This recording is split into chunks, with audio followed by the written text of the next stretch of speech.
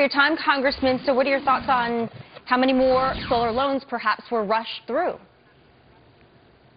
Well, I think what everybody's concern is that instead of a good business case analysis driving policy, instead it was policy and politics and desired outcome driving an analysis. Now, we've lost $500 million in something which members of the administration had doubts about. So when you suddenly see billions going out just before a deadline, is it analysis driving policy or is it politics driving analysis? We deserve to be concerned. So what kind of questions will you ask Friday if you do participate in the hearings? And we basically know how the Solyndra issue unfolded. Obviously, further investigation to how widespread the funding of these loans is. But what do you really want to get firm on? Well, there's almost begs to be asked questions of who did make the decision to subordinate the taxpayers' a priority in terms of repayment in case of bankruptcy to private investors. How much did this fellow whose wife works for the law firm who represents Solyndra have a role? It appears he had a big role.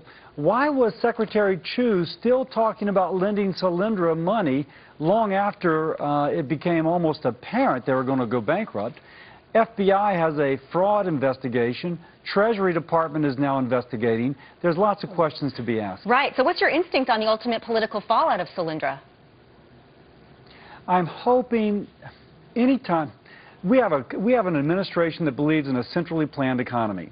They actually think that they can pick winners and losers, and if you will, their desired outcome trumps doing a good analysis of a business plan. Hopefully what comes out of it is that the administration recognizes that no, market forces dominate, desired outcome does not trump a good analysis comes before desired outcome.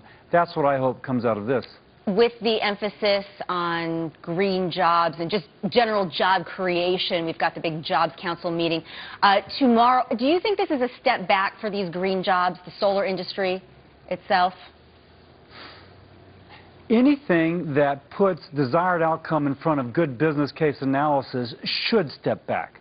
By the way, there's lots of energy jobs out there if the president and his administration weren't somewhat prejudiced against them. We know if we built the pipeline from Canada to the Gulf Coast, that would be 13,000 direct jobs created. Now, at no cost to the government, in fact, increasing tax revenue to the government. If this is a setback from green jobs for the sake of green jobs, no matter how much subsidy they require, no matter how bad the business case to support it, that's a good thing. Hopefully we begin moving to jobs which are sustainable, not by grants, but by market forces. Okay, Congressman Cassidy, many thanks.